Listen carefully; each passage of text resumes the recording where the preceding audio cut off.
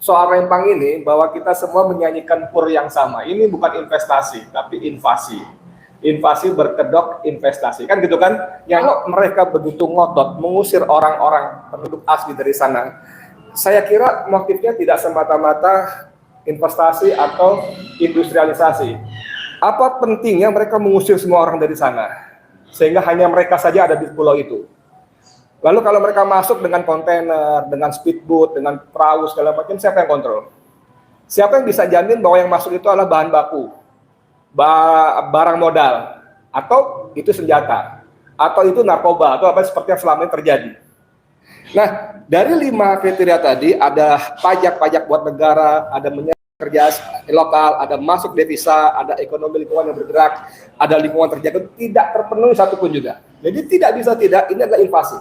Jadi sebetulnya semua huru-hara ini bisa selesai kalau Jokowi kembali kepada 2 statementnya itu saja. Rejim ini, kekuasaan ini di bawah kepemimpinan Joko Widodo telah menjadikan rakyat sebagai lawan, sebagai ancaman.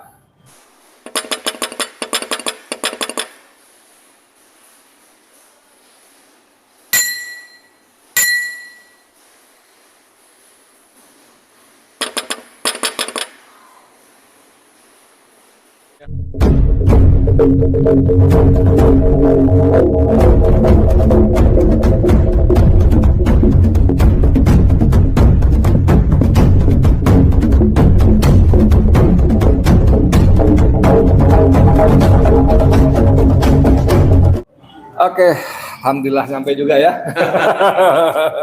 Assalamualaikum warahmatullahi wabarakatuh.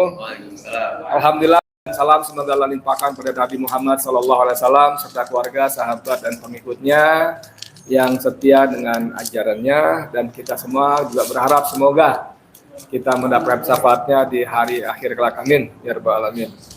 Ini Mas Mursalin Om Lim ini canggih dalam mengatur arul pembicaraan ya. Apa namanya,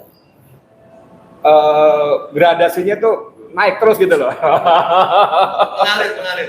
Semua orang rakyat jadi kalau oke ya, Om Denny kita nggak bahas lah, orang jauh ya, tapi coba siapa namanya, Bung Antoni kan dengan segala macam aturan main, undang-undang, perpu segala macam bla bla bla dasar yang kita diberi pemahaman bahwa sungguh-sungguh pelanggaran dari ujung ke ujung ya, peraturan-aturan main. Cuman kadang-kadang seperti mengutip pendapatnya Profesor Amin Rais, ini Bung Antoni, rakyat ini bingung lihat para tokoh nasional. Mereka bilang tokoh-tokoh kita halu, berhalusinasi, seolah-olah negara ini masih negara hukum gitu.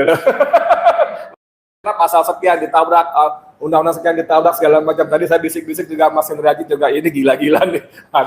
Ada undang-undang ditabrak, dilemahkan dengan Perpu, dengan PP, bahkan dengan Kepmen, beliau bilang tadi. Gila. Permen bahkan ya.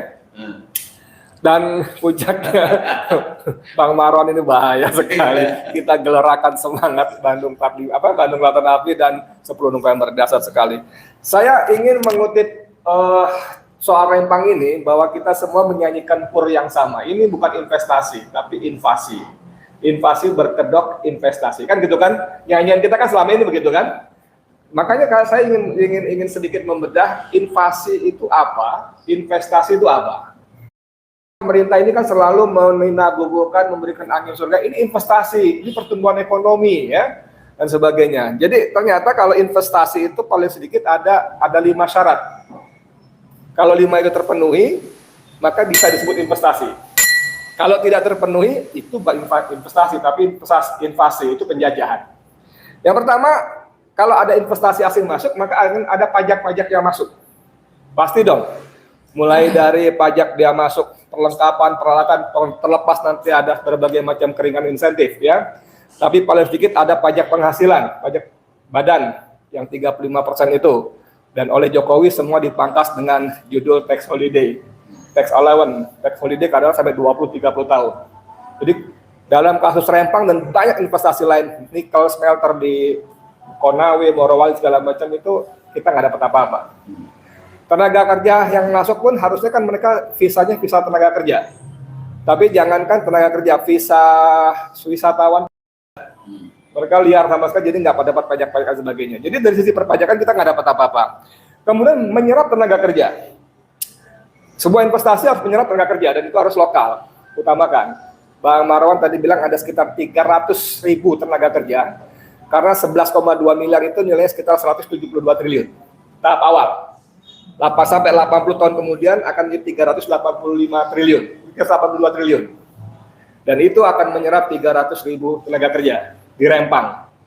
Tapi data mengatakan bahwa Rempang itu hanya dihuni 7.500 orang penduduk.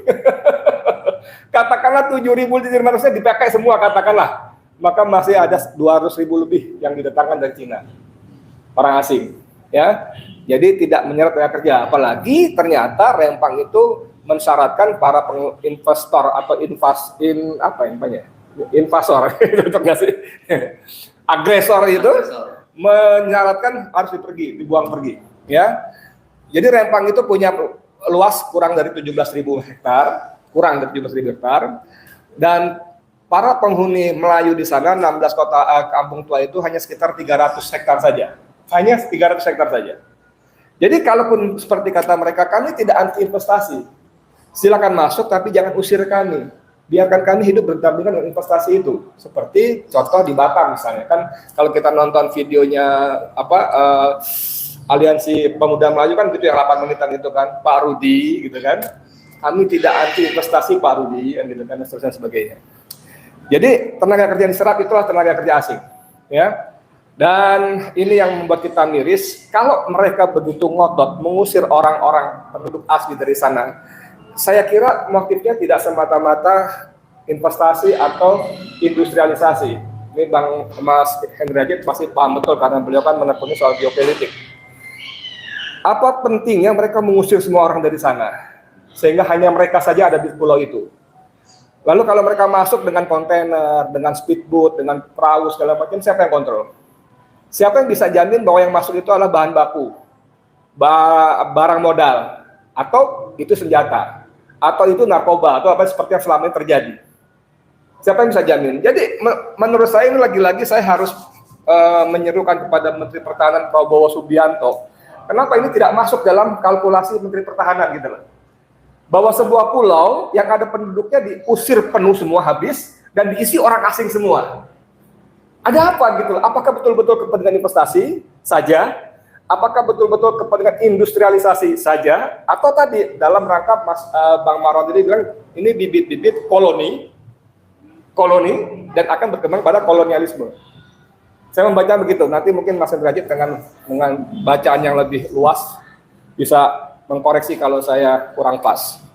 Itu soal syarat tenaga kerja. Lalu masuk devisa.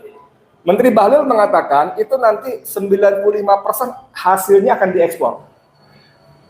Teorinya kalau ekspor itu ada devisa yang masuk. Teorinya. Tapi seperti pengakuan Gubernur BI ketika Jokowi membanggakan nilai ekspor nikel naik dari 17 miliar dolar menjadi berapa? Bang Antoni? 470 miliar ya. Dan ternyata Gubernur BI tidak ada devisanya. Tidak ada. Kalau Faisal Basri masih lumayan mengatakan 10% saja ada di kita gitu loh, lumayan. Jadi dari sisi investasi pendapatan devisa negara tidak ada karena seperti biasa pengusaha khususnya pengusaha RRC memang tidak memarkir dananya di kita di bank-bank kita, sistem perbankan kita, tapi diparkir di negara luhurnya sana. Jadi dari tiga pertama itu jelas tidak memenuhi syarat sebagai sebuah investasi. Kemudian kalau ada investasi itu pasti ekonomi sekitar bergerak. Ada tukang warung, tukang cendol, tukang warteg segala macam untuk karyawan yang keluar masuk istirahat dan sebagainya. Katakanlah di sana ada kantinnya, tapi ketika pembangunan pabrik itu kan ada tukang-tukang buruh-buruh yang bekerja. Jadi investasi hidup, ekonomi hidup. Lalu pasar bergerak, ada yang belanja sayur, segala macam, beras dan sebagainya untuk kebutuhan di dalam. Tapi kan kita tahu bahwa Cina ini kan tidak seperti itu. Gaji-gaji mereka yang dibayar lebih tinggi daripada pekerja lokal seperti terjadi di smelter-smelter di Sulawesi dan sebagainya itu. Mereka dibayar sampai 3-4 kali lipat daripada gaji karyawan lokal. Itu seluruhnya direpatriasi ke Cina. Uangnya tidak berputar di situ, tidak berputar di daerah. Jadi ekonomi daerah pun tidak hidup. Yang ada kerusakan lingkungan ya. Masyarakat tetap miskin. Itu yang keempat. Kembali yang terakhir lingkungan terjaga. Kelestarian, kesinambungan alam itu terjaga. Dan pasti tidak ada seperti itu. Saya sudah datang ke Luwu Timur, ke area lokasi tambang nikel, yang ada adalah kehancuran lingkungan. Tidak ada. Saya sudah ke sana. Nah, dari 5 kriteria tadi, ada pajak-pajak buat negara, ada kerja lokal, ada masuk devisa, ada ekonomi lingkungan yang bergerak, ada lingkungan terjaga, tidak terpenuhi satupun juga. Jadi tidak bisa tidak, ini adalah invasi. Dan seperti kata Bang Marwan tadi, yang membuat kita miris adalah bahwa penjajah asing ini difasilitasi oleh pejabat kita. Sehingga Bang Marwan mengatakan penjajah pertama adalah penguasa kita. Itu benar-benar mengerikan. Kemudian tadi disinggung-singgung juga Mahfud MD dan Menteri ATR Hadi Kumis ya, Hadi Cahyono. Kumisnya tebal soalnya, biar nggak tegang. Hadi Cahyono mengatakan masyarakat tidak punya sertifikat. Emang kelemahan kita seperti itu. Walaupun sejarah membuktikan kalau sebelumnya kita sebut 1834 mereka sudah ada di sana kan. Tapi Ustadz Abdul Somad mengatakan 1720 bahkan. 1720. 2-3 malam lalu saya ikut dan menjadi pembicara di IKUSU, Ikatan Keluarga Alumni Universitas Sumatera Utara. Pembicaranya 2 profesor dari sana, lembaga dan segala macam. Itu ternyata yang tinggal di Rempang itu adalah anak cucu pasukan yang menjaga perbatasan Indonesia dari serbuan Portugis pada tahun 16-an. Itu lebih tua lagi sebetulnya. Dasar sekali. Nah, oke lah, sertifikat kalau dipersoalkan betul. Tapi soal sertifikat ini kita bisa minta pada Joko Widodo, Mas Mursalin. Kenapa? Karena ketika Joko Widodo berkampanye di lapangan Stadion Tumenggung Batam, April 2019, dia mengatakan siapa yang setuju, nanti kampung tua ini akan kita sertifikatkan. Nah, selambatnya 3 bulan akan kita sertifikatkan. Jadi Jokowi dengan mulutnya itu, videonya sekarang kembali viral, berjanji akan memberikan sertifikat bagi warga kampung-kampung tua di Batam dan sekitarnya itu dalam tempo 3 bulan setelah dia berkuasa. 2019. Sekarang sudah hampir masa berhabis, bukan cuma tidak memberikan sertifikat seperti yang dijanjikannya, justru tadi Bang Marwan mengatakan mengirimkan tentara, aparat untuk menggusur rakyatnya. Jadi manusia satu ini betul-betul, saya menyebutnya kehilangan kata-kata. Kemudian, marah nih iya marah. Gara-gara Bang Marwan nih ada semangat November 10. Jadi 1 bulan kemudian, April tadi, lalu bulan Mei tanggal 19, tanggal 5 Mei, hari Jumat di Istana Negara ketika membuka rapat terbatas kabinet, lagi-lagi Jokowi menyatakan dengan sangat tegas, kalau ada perkampungan, ada desa di tengah-tengah lahan konsesi, dan terjadi sengketa, maka berikan kepada penduduk, kepada masyarakat, kepada desa-desa itu. Kalau susah-susah pemilik konsesi itu ngeyel, cabut konsesi semuanya. Saya sudah perintahkan itu. Jadi sebetulnya semua huru-hara ini bisa selesai kalau Jokowi kembali kepada 2 statementnya itu saja. Ini sertifikat yang saya janjikan pada 2019, plok, tapi asli gitu kan. Lalu dia bisa katakan lagi pada wahai Kapolda, wahai siapa lagi tadi, Kepala BP Batam, wahai siapa-siapa, bahkan wahai Panglima TNI, stop, hentikan semua dan berikan itu kepada rakyat. Seperti pernyataannya itu.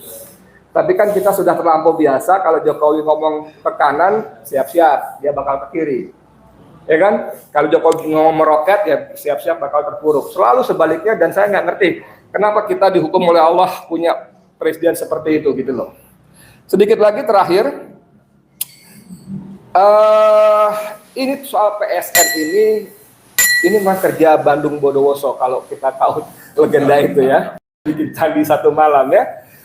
Jadi saya potong tadi Profesor Antoni mengatakan, saya potong 4 Juli 2023 Jokowi ke Chengdu, Cina, menandatangani 8 kesepakatan yang menurut Said Didu, menurut Amin Rais itu menjual tanah dan air Indonesia, kedaulatan Indonesia. Pada kesempatan itu Bahlil, Menteri Investasi, menandatangani MOU dengan Xinzi, ya, disaksikan oleh Jokowi, oleh Retno dan sebagainya. Tanda tangan Juli. Agustus Menteri Airlangga tadi memasukkan Rempang ujuk-ujuk sebagai PSN. Nah, kayaknya kita perlu kaji juga PSN ini makhluk apa ini, kurang ajar betul ya. PSN. Lalu awal September sampai sekarang terjadi penggusuran dalam tempo 3 bulan. Dalam tempo 3 bulan orang yang tinggal sudah beratus tahun harus pergi. Ini luar biasa. Saya tidak menemukan kalimat yang lebih pas seperti kata Bang Marwan tadi. Ini penjajahan oleh penguasa. Penjajahan oleh asing yang difasilitasi oleh penguasa kita. Nah, bagaimana tidak mengatakan begitu bahwa ternyata prakteknya bukan cuma berbeda dengan ucapannya Joko Widodo. Rejim ini, kekuasaan ini di bawah kepemimpinan Joko Widodo telah menjadikan rakyat sebagai lawan, sebagai ancaman. Entah ancaman buat siapa, ya. Kalau kita lihat berturut-turut Jokowi dengan statement galaknya, dia sudah memerintahkan kepada Kapolri untuk mencopot Kapolda dan Kapolres yang tidak mengawal investasi. Loh, kalau saya jadi Kapolda ya saya pasti akan turun ke anak buah saya dong. Gila, Kapolda daripada gue dicopot. Jadi itu perintah yang sangat provokatif gitu loh. Pak Kapolri sudah saya perintahkan Kapolda dan dan Kapolres yang tidak mengawal investasi. Kemudian Luhut Binsar Panjaitan, Menteri atasi segala urusan ASU. ASU jangan diterusin singkat aja. Itu akan membuldoser. Membuldoser siapa saja yang Melawan. Dan puncak kekiran kita, kemirisan kita adalah ketika Panglima TNI Yudo Margono. Kalau 1.000 rakyat turun, kita kirimkan 1.000 TNI. Akan dipiting 1 lawan 1. Sejak kapan TNI harus berhadapan-hadapan 1 lawan 1 dengan rakyatnya? Sejak kapan itu? Kalau nggak sejak era sekarang ini. Saya ingin putar sedikit, mohon maaf. Ini ada bagaimana Yudo Margono ketika di depan DPR menyampaikan visi misinya ketika akan diangkat menjadi disodorkan, bukan diangkat, ketika dia diajukan oleh Jokowi sebagai calon tunggal. Ini bunyinya begini. Serta bersikap arogan yang dapat merugikan hati rakyat. Apabila nantinya saya mendapat kepercayaan dari Panglima TNI, maka saya akan mengerahkan segala daya upaya untuk menjamin tidak ada lagi oknum-oknum TNI yang melakukan hal yang tidak terpuji serta bersikap arogan yang dapat merugikan dan menyakiti hati rakyat.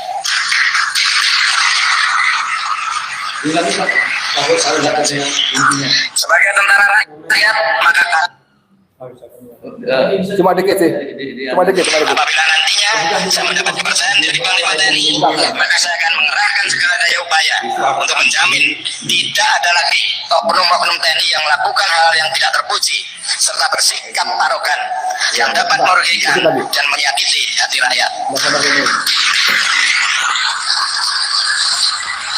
Terima kasih. Sebagai tentara rakyat, maka karakter TNI yang dimiliki adalah prajurit yang tegas, namun humanis.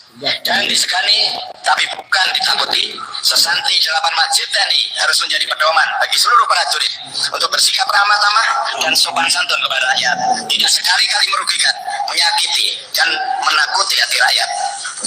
TNI juga harus tampil menjadi contoh dalam sikap sederhana dan selalu hadir membantu. Jadi Yudo Margono di depan rakyat yang diwakili oleh komisi berapa? 1 ya, DPR. Itu dia berjanji akan menampilkan TNI yang humanis, yang tidak menakut-nakuti rakyat, yang sopan santun kepada rakyat, yang dicintai rakyat, disegani rakyat, bukan ditakuti rakyat. Itu semua jadi omong kosong semua, bohong semua. Ketika 2-3 hari lalu dia mengatakan akan kirimkan 1.000 TNI untuk menghadapi 1.000 rakyat yang turun. Kalau 5.000 akan kirim 5.000 karena 1 lawan 1. Jadi di tangan Jokowi, saya tidak ngerti kenapa pada pemerintah kita, pejabat publik kita menjadikan rakyat sebagai lawan, sebagai musuh hancurkan. Ini kalimat-kalimat jelas. Cinta TNI yang mencintai rakyat, yang sopan santun, tidak menakut, tidak menyakiti hati rakyat. Jadi saya pikir apa yang diserukan oleh Bang Marwan di akhir paparannya itu sangat menarik. Kita memang harus gelorakan lagi semangat Bandung Lautan Pak Api. Bandung Lautan Api, dan beliau sangat pas sekali mengatakan bahwa 10 November itu menjadi apa istilah dari Bang Marwan tadi? Sebuah event yang sangat pas, heroik. Bayangkan itu anak-anak muda arek-arek Surabaya dan sekitarnya mampu mengalahkan pasukan sekutu yang baru menang perang Asia Timur Raya. Oh, jangan sembarang menang perang Asia Timur Raya kalah dengan anak-anak arek-arek Surabaya. Saya membayangkan kalau kasus Rempang ini Jokowi tidak segera kembali dengan kata-katanya yang akan memberikan hak kepada rakyatnya, yang akan mensertifikatkan tanah-tanah rakyatnya, maka ini bisa jadi titik pemicu ya perlawanan rakyat semesta. Perlawanan rakyat semesta dimulai dari Melayu Rempang. Terima kasih. Assalamualaikum warahmatullahi wabarakatuh. Salam, luar biasa ya. Jadi